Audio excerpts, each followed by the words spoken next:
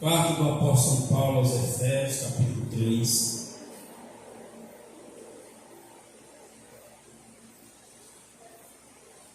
Glória a Jesus.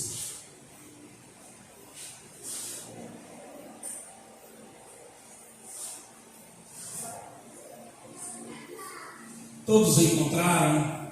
Amém. Digam graças a Deus. Graças a Deus. Graças a Deus. Que o Espírito do Senhor, o Espírito do Eterno, nos ajude nessa noite, acerca do que nós vamos ouvir da palavra, nos dando assim, iluminando o nosso entendimento para compreender, pois a semente compreendida, o diabo não rouba, assim disse Jesus, mas aquela que não é compreendida, o diabo vem e rouba para que não frutifique. Nos ajude, Espírito Santo, nesse momento, para que essa semente caia na terra boa do nosso coração, para receber o regado do Senhor em nós, e assim, meu Deus, ela venha frutificar. Isso é para a glória do seu santo nome.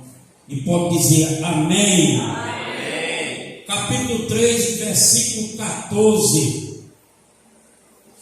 Glória a Deus. Louvado seja o nome do Senhor. Podemos fazer a leitura? Amém.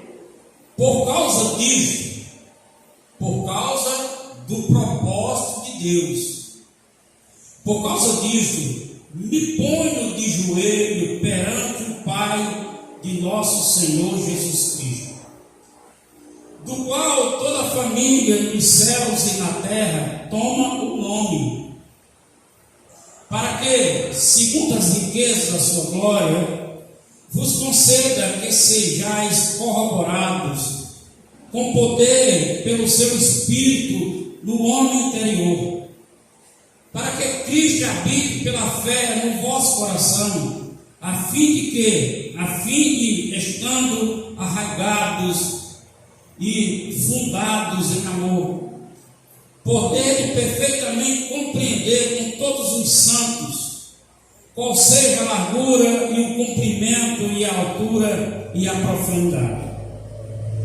e conhecer o amor de Cristo, que excede todo entendimento, para que sejais cheio de toda plenitude de Deus. Glória a Jesus. Amém. Podem se sentar. Toda plenitude, toda graça derramada em nossas vidas, como eu já falei no início do culto,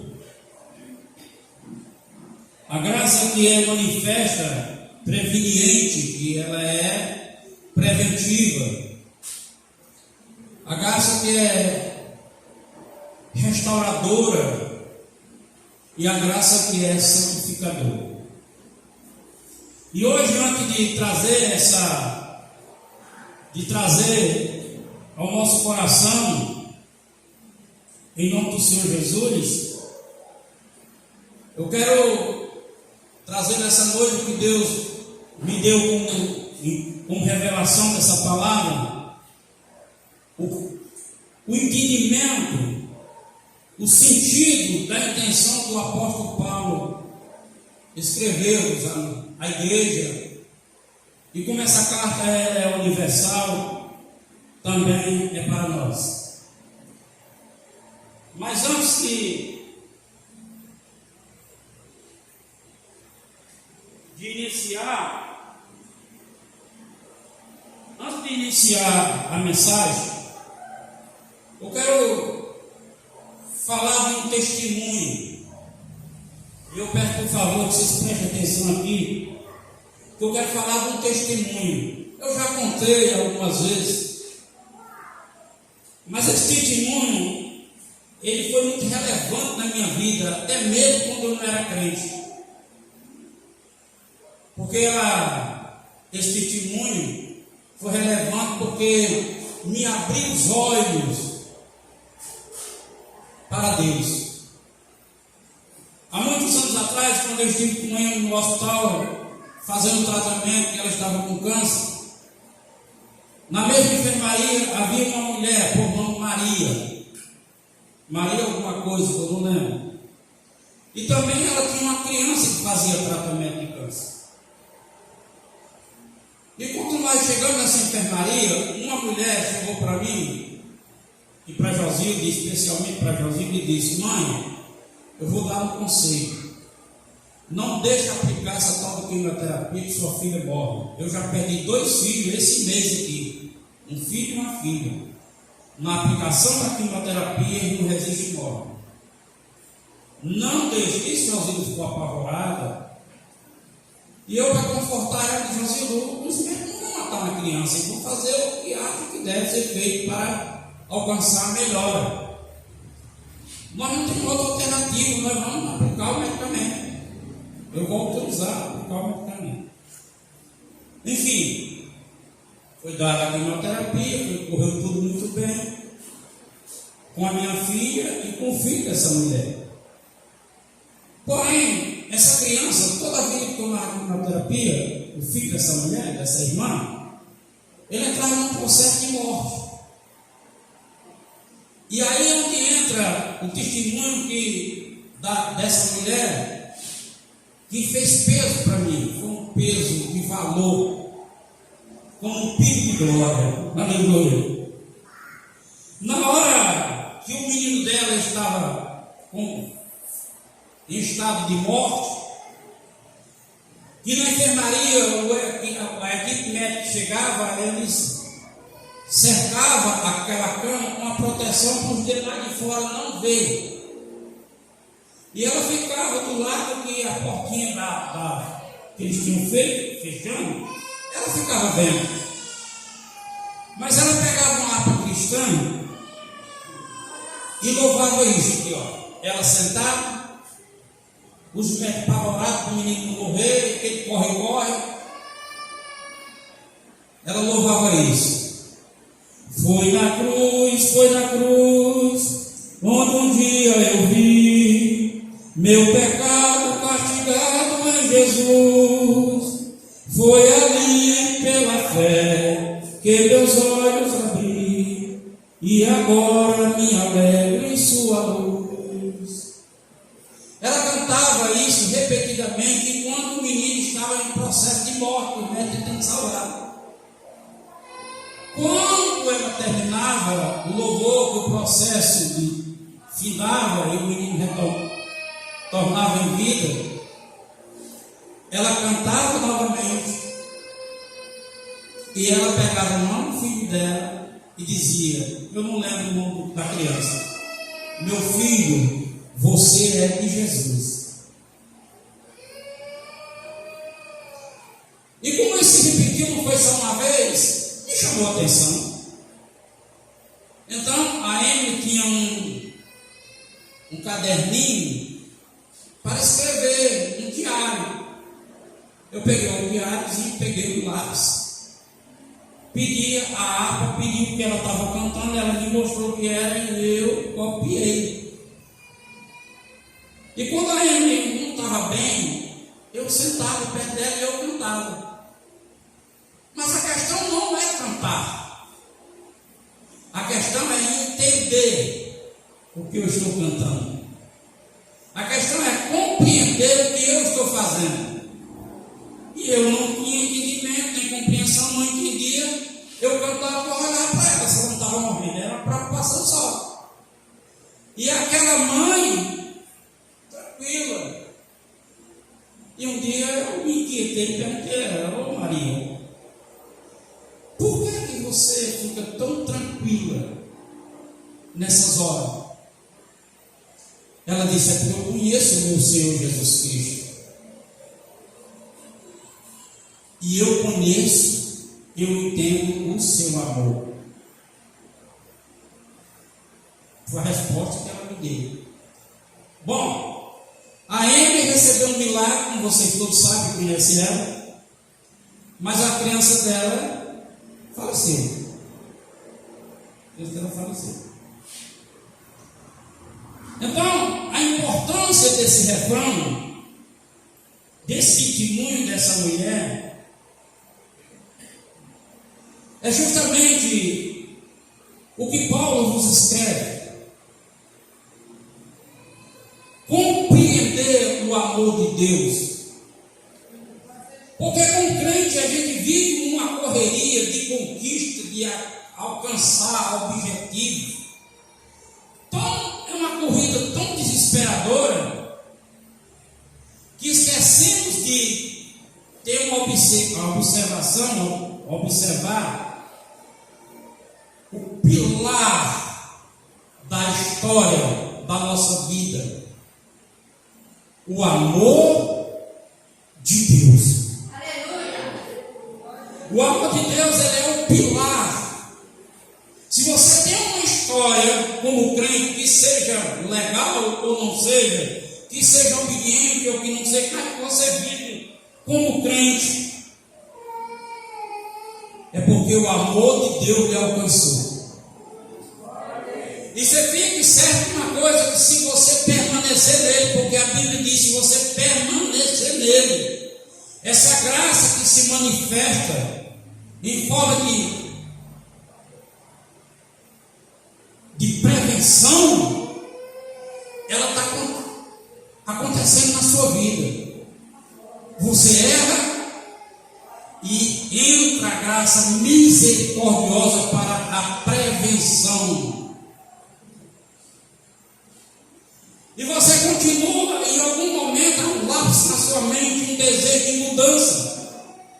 E por alguns momentos há uma mudança, porque entra a graça da regeneração. Em algum momento você tem um lampejo e começa a mudar, a querer se santificar, a graça santificadora. Isso quer dizer, Deus não te desamparou nem te abandonou, como Ele diz, mas Ele continua trabalhando na tua vida, até que se complete o dia que Ele faça você a perfeição da imagem do seu Filho Jesus Cristo. Aleluia!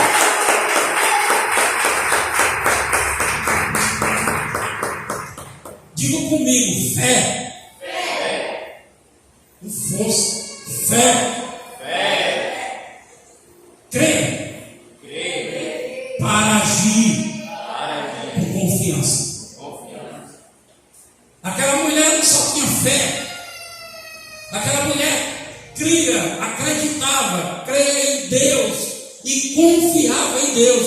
Agia como quem tinha confiança. É por isso a calmaria dela.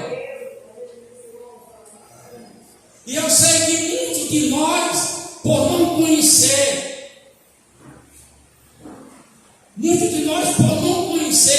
esse amor, o que Paulo vai incluir aqui, o que Paulo, pelo Espírito Santo, vai dar sentido, a gente se apavora.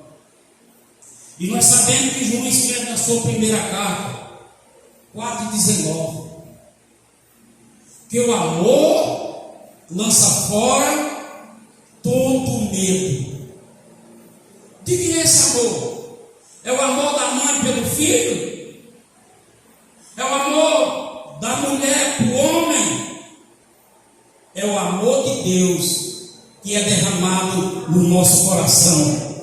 E esse amor é tão forte, tão glorioso, tão poderoso, que o medo desaparece.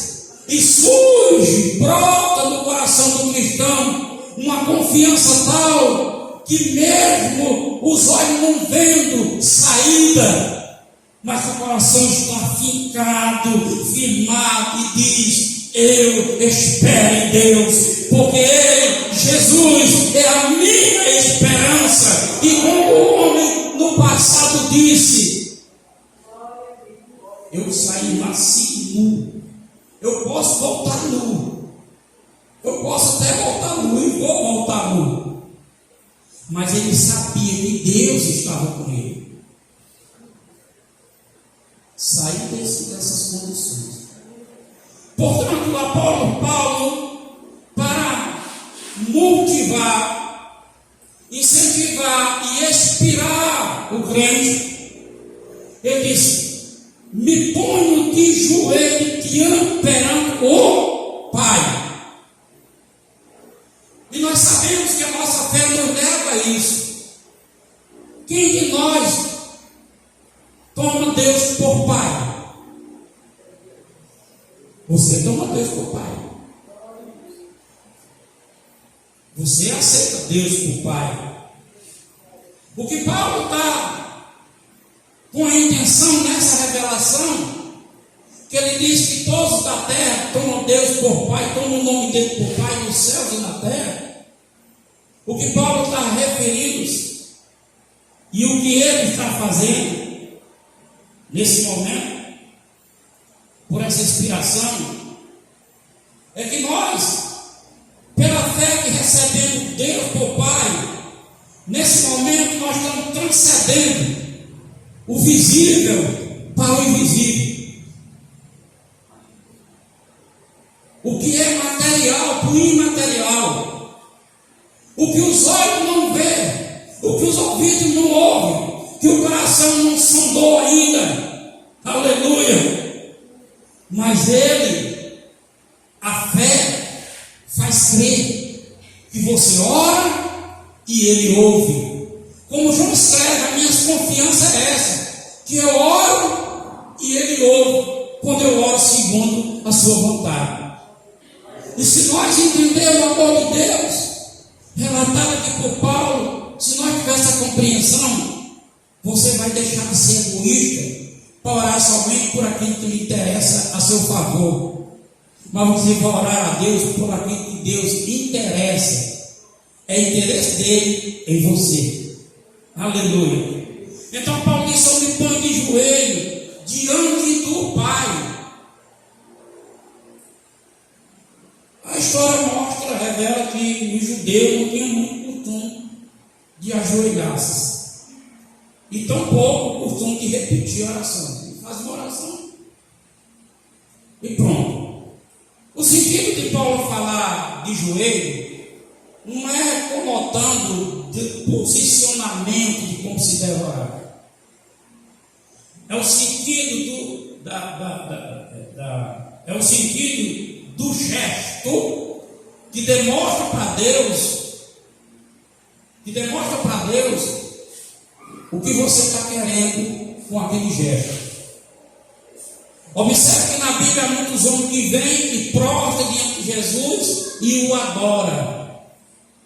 Ajoelhar-se é um gesto que aponta para Deus uma humilhação e uma adoração.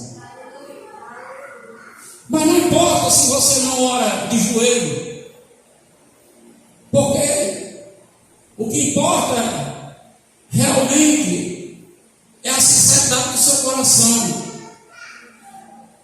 Chegar diante de Deus e conversar com Ele, como pai. Um filho que conversa com o pai. Pai, mas meu pai nós conversávamos muito. O meu pai ensinou os filhos a conversar com ele. Meu avô chegava lá na boca da noite e dizia: pensei que tinha gente de fora. Um convenceu e era nós, família. Mas é o papai. Abrindo o nosso coração, abrindo o nosso pensamento, abrindo nossos ideais.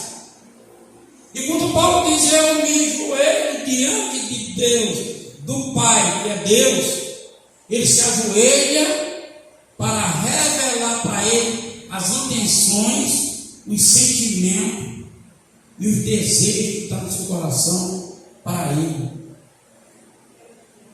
Paulo expressa, porque a oração é o único gesto que nós fazemos diante de Deus que revela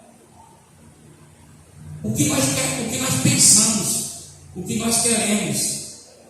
Você não ora diante dos outros o que você ora só. Você ora a mesma oração? Certamente não.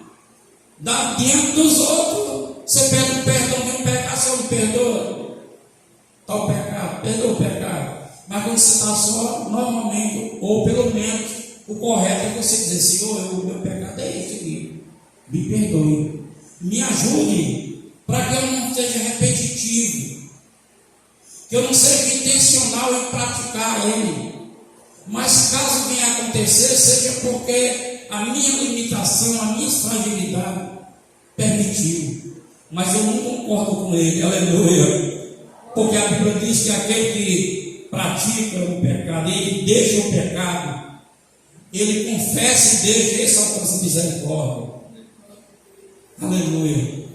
Por crente que nós sejamos, nós nunca vamos ser perfeitos para não falhar, vamos estar sempre precisando dessa bendita palavra, misericórdia. Salomão escreve em Eclesiastes, e ele diz que as misericórdias se renovam cada manhã, cada dia amanhã, do manhã a misericórdia se renova. Quando eu conheci esse texto, eu me rendi, entendi o quanto eu sou fraco, o quanto eu sou miserável, como se diz, se posso dizer assim, porque o que a revelação está dizendo é: todo dia se renova, porque todo dia eu erro. Eu tenho misericórdia do perdão, aleluia. Então, é pela fé que nós aceitamos Deus por Pai. Glória a Deus. E nós vemos que a abertura da oração, não importa o gesto, é muito importante. E Jesus falou isso sobre dois homens, um fariseu e um publicano. A oração do publicano é uma oração corretíssima, uma oração daquilo que a lei exigia dele e ele praticava. Mas a questão não é eu praticar, a questão é como eu pratico. O fariseu dizia: Senhor, eu não sou como esses pecadores aí, eu não sou como esse aí não, eu devolvo o dízimo, eu jejum, eu dou esmola, tudo isso é verdade, tudo isso a lei requeria dele. Porém, ele não, a intenção dele, o que ele fazia não condizia com a intenção de Deus para ele fazer. Ele fazia, mas não reconhecia que o feito que ele fazia era para Deus, e ele estava fazendo e orando para a glória dele. E o publicano pecador, estranho do judeu, Jesus disse que ele dizia assim: Senhor, tem misericórdia, tem coragem de olhar para cima, tem coragem de olhar para o céu. Aleluia. Ele disse: esse aí é só glorificar, porque a intenção é glorificar a Deus. O amor que Paulo está falando para que possamos conhecer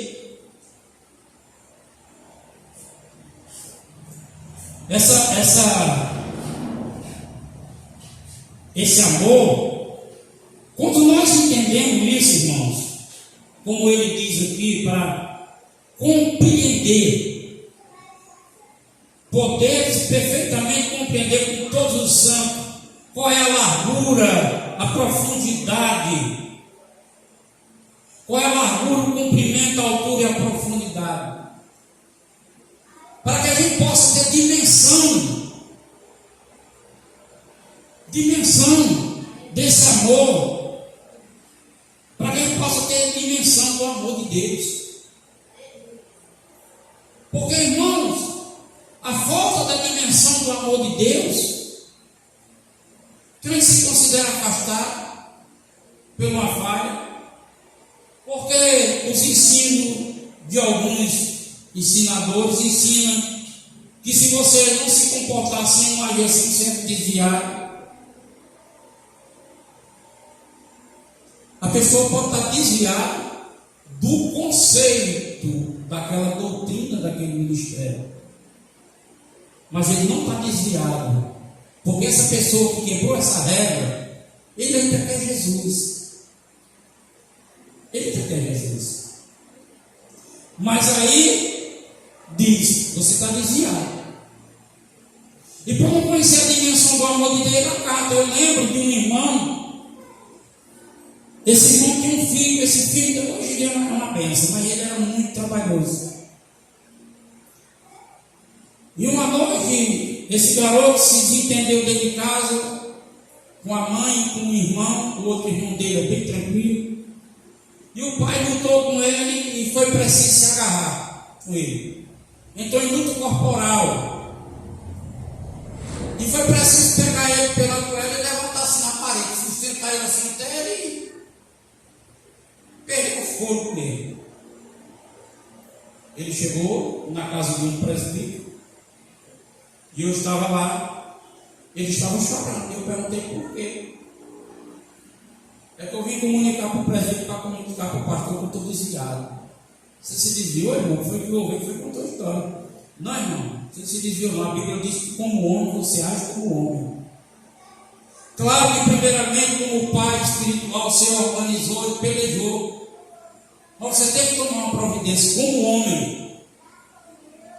Como homem. Você não tem intenção de matar seu filho, de jeito nenhum. E como você não tem intenção de matar seu filho, você tem intenção de deixar Jesus? De jeito nenhum. Eu não consigo viver sem Jesus. Então você está desviado. Você quebrou o padrão da igreja. Você conversa com o pastor. Se caso quiser disciplinar, você aceita a disciplina. Mas você está crente. Não tem por que se reconciliar. A ausência do conhecimento dos fundamentos desse amor faz com que as pessoas. A pessoa aceita Jesus, tão poucos dias, ela viciada em cachaça, no cigarro.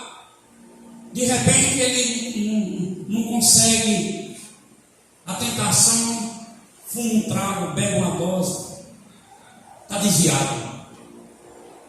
E a pessoa colhe o desvio porque ele não tem conhecimento da dimensão do amor de Deus e ensinar para ele se desviar. Então ele está desviado. Mas quando chega alguém que conhece a dimensão do amor de Deus e diz para ele, dá uma palavra para ele, ele se esforça para se libertar, porque ele quer Jesus. Porque Jesus é a esperança realmente. Eu tenho um testemunho para contar. Eu tenho um amigo, e esse amigo tinha uma casa de peça de moto, e ele se desviou. E ele passava o dia, pelo menos a parte da manhã até 1 da tarde, sentado num banquinho, com um litro de vodka e um refrigerante de limão, bebendo. Eu ia para lá, me sentava no outro banquinho. E outro banquinho. Quero ir. Eu pegava a garrafa, botava a dose, completava com o refrigerante de limão e ele bebia. E enquanto ele estava bebendo, eu dizia, irmão, essa não é a vida que Jesus tem para você. Você já viveu a graça, você já recebeu benefício, você sabe que Jesus é bom e que o diabo nem não presta. E eu vou ficar orando por você. E eu passava vez de manhã, e não foi uma vez, nem duas, nem três, não. E um dia o irmão dele mais velho chegou para mim e disse, eu pensava que você era de Deus, mas você é garçom do diabo. E eu disse, é porque você não conhece o amor de Deus. Resumindo, na semana seguinte ele fechou a loja. Na semana seguinte ele acabou com a loja e disse, esse comércio para mim não dá, porque eu engano as pessoas. Aqui eu tenho a oportunidade para me prostituir, porque a única mulher lá é prostituta, acabar com tudo, me reconciliar e voltar para Jesus e mudar a minha vida. E assim ele fez. Ele fez porque ele entendeu o que é o amor de Deus. Aleluia! Glória a Deus. Então, o apóstolo São Paulo ora para que a gente possa crer.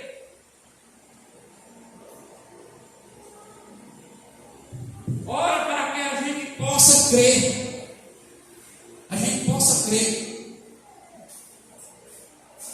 Pedindo a Deus, faça com que Ele receba essa revelação. Eu peço para que ele entenda esse propósito de amor.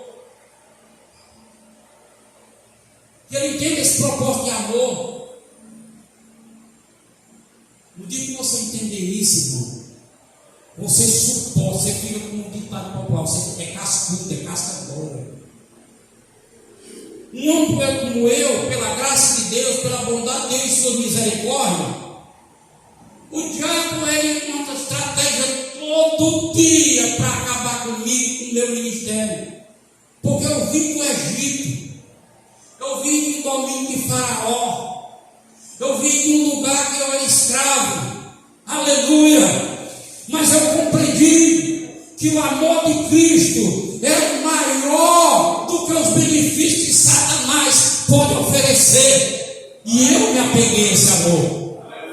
E eu permaneço pedindo a Ele forças para que eu não abra mão, independente de circunstâncias, que como eu estou, eu quero viver com Deus. Eu quero viver para Deus. Eu quero morar com Deus. Porque eu entendo o amor de Deus. Eu alcancei essa compreensão.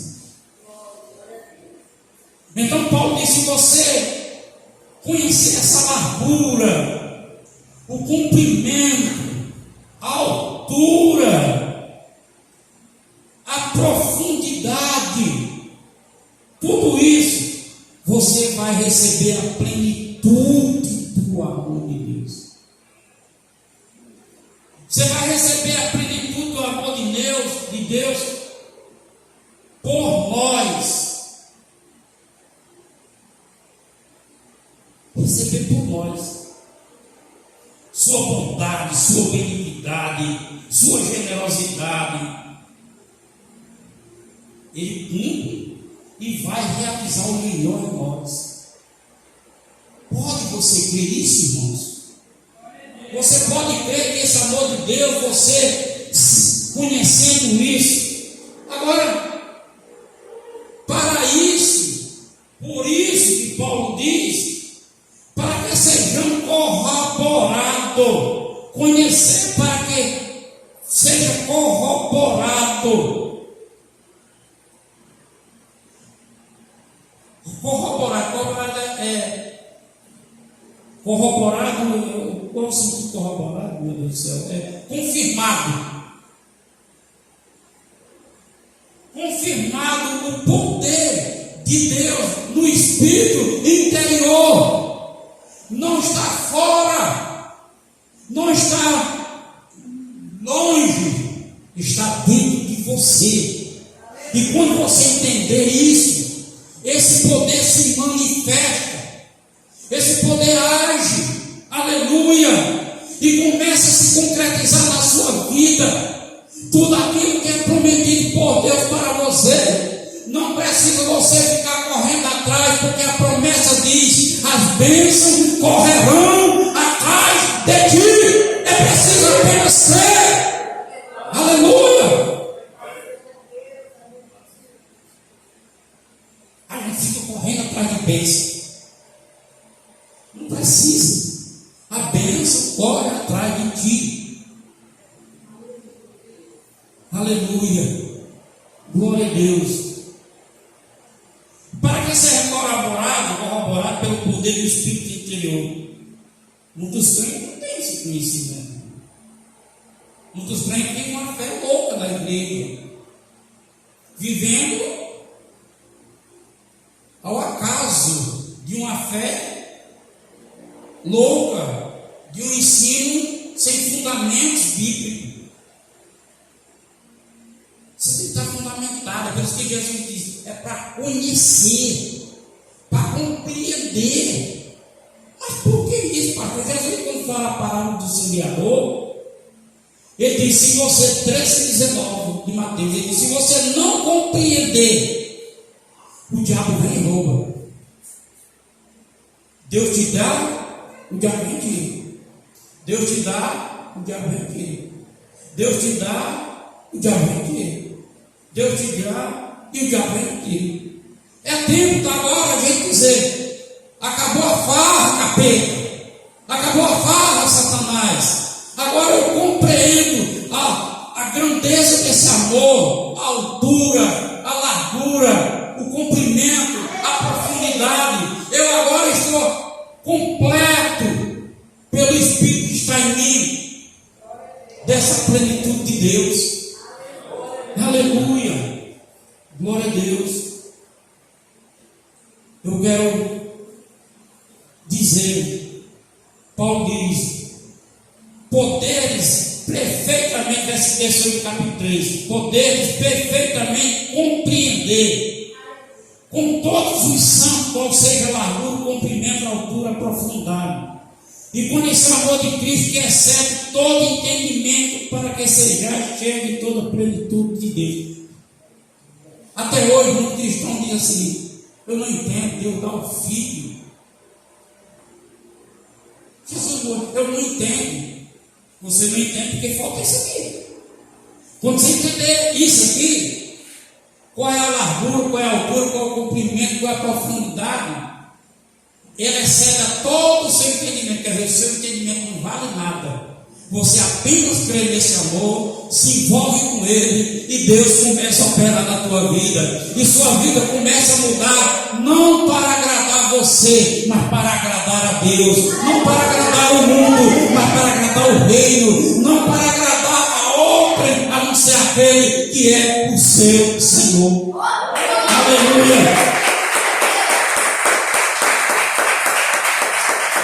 Glória a Deus. Versículo 16 vai dizer: eu oro ao Pai, para que segundo as riquezas de sua glória vos conceda que seja corroborado pelo poder do Espírito que habita no homem interior, para que Cristo habite pela fé no vosso coração, a fim de, estando arraigado, fundado em amor, quer dizer, arraigado, alicerçado, enfincado. É você gritar assim: se Deus não abre mão de mim, eu também não abro dele. Aleluia. Não importa, é teu louvor que diz: não estou nem aí o que falam de mim, eu quero é Deus. Aleluia. Eu quero é Deus. Aleluia. Arraigados, fundados, enficados, firmados, alicerçados no amor de Deus. Eu entendi isso buscando o Senhor. Aleluia. E conhecendo o amor de Cristo, que excede todo entendimento, para que sejais cheios da toda a plenitude. A plenitude da graça de Deus, ela, como eu já falei, ela é uma graça que é manifesta, preveniente, é de prevenção. Como é essa prevenção? Você diz: Pai, em nome de Jesus, eu vou ali na cidade, me livre do acidente, me livre do perigo, da espada, me livre de uma batida de carro, guia os meus passos. Essa é a graça preventiva. Quando você pede a Ele, e você passa pelos carros, os carros passam por você, parece que está tudo bem. Mas muitas das vezes, eu já contei que aqui passou um irmão, quando saiu, ele confessou para mim umas 2 ou 3 vezes que ele disse: eu não entendo uma coisa. Quando eu chego perto daquela placa, depois da sua casa, eu vou atrás, eu seguro o volante do carro para um lado, tacar em cima do senhor. Quando eu chego bem pertinho, eu não seguro o giro, vai lá para o carro novamente. É a graça preventiva. Eu oro e peço. O diabo quer, mas Deus não permite. O diabo tenta, mas Deus garante a minha vitória. A minha vitória e a sua vitória. Aleluia. Dá para você crer nisso? Diga glória a Deus. Aleluia. Glória a Deus. Então, João escrevendo no capítulo 4 da sua primeira carta, versículo 1, ele diz: o amor, a caridade, ele lança fora todo medo. Esse amor é de uma capacidade, irmão. Você sabe que nós somos egoístas, de certa forma. É por isso que muita gente não contribui. Porque a ausência do amor mete o medo. Ah, se eu contribuir, eu não estou entendendo ainda. O egoísmo leva para a barriga. Ah, não vou contribuir com o dinheiro porque se eu fizer isso, minha igreja. Entra o medo. Quero dizer para você que Deus é o nosso provedor. Quer dizer que Deus, a palavra diz que Ele é o seu pastor e não vai faltar. Quando falta, é porque você está lidando com o que é seu. Aliás, nem o que é seu, é de Deus. E você está gastando dele. Assim mesmo. O amor lança fora todo medo. Eu quero deixar um versículo para a gente concluir. Que Romanos, Paulo escreve no capítulo 8, 35. O que nos separará do amor de Cristo? Do amor de Deus que está em Cristo. O que separará? O que pode? Qual é a possibilidade? Existe a possibilidade? Sim. É da parte de Deus? Não. É da minha parte. Paulo escreve aqui em modo de diz: eu posso sofrer com Jesus, mas eu reino com Ele. E porém, Ele é fiel. Se eu negar, Ele permanece fiel. Então, é eu que falho. É eu que me desmotivo. É eu que não cumpro.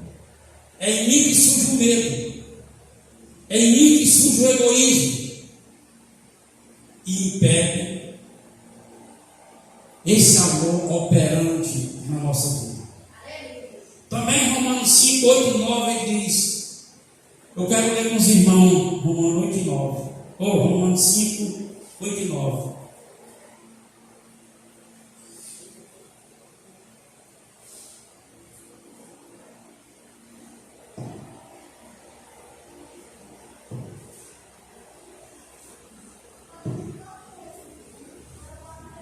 Glória a Deus.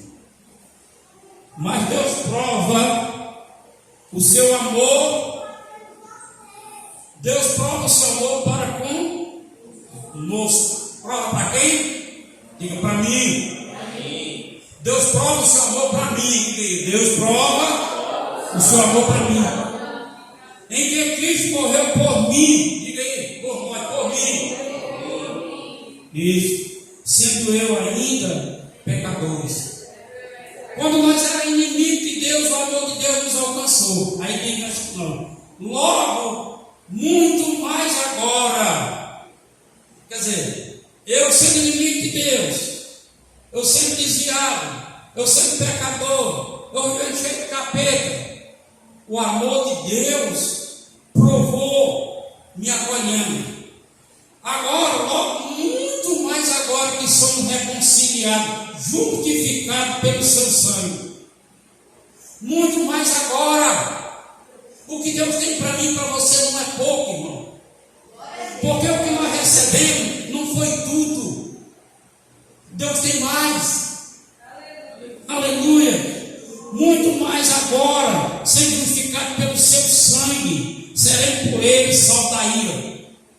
A ira desse texto é a ira de Deus, a ira do mundo e a ira de consequências. De consequências de quem está fora do amor de Deus. Porque esse texto trata-se de sozo, salvação completa, plena.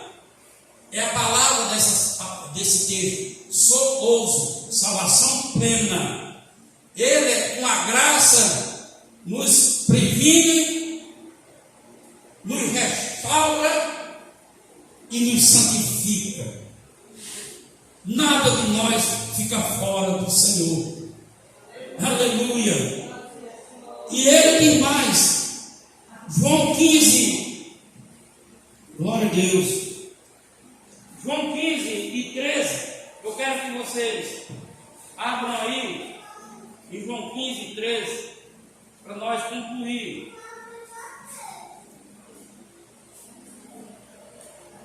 Aleluia.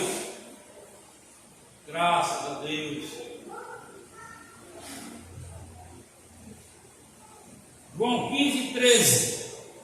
Jesus disse assim: ninguém tem um maior amor do que este, de dar a alguém a sua vida pelo seu amigo. Aleluia. Ninguém tem maior amor do que este, de dar a alguém a sua vida pelo seu amigo. Glória a Deus. Antes de eu me reconciliar e você se reconciliar, deu uma sua presciência, já estava fazendo essa obra comigo para você, fazendo você deixar de ser pecador para se santificar, para ser regenerado, para ter as prevenções que a gente precisa. Mas ele já está nos tornando amigo.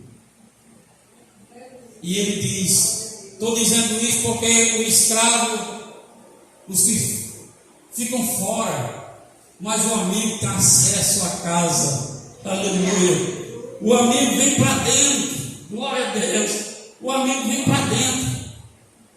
Quer dizer, o que ele está falando em relação a esse amor não é um distanciamento, mas é uma aproximação muito grande. É um elo de aproximação. Vem para dentro, vem para a intimidade, vem para conhecer, vem para ser conhecido. Aleluia.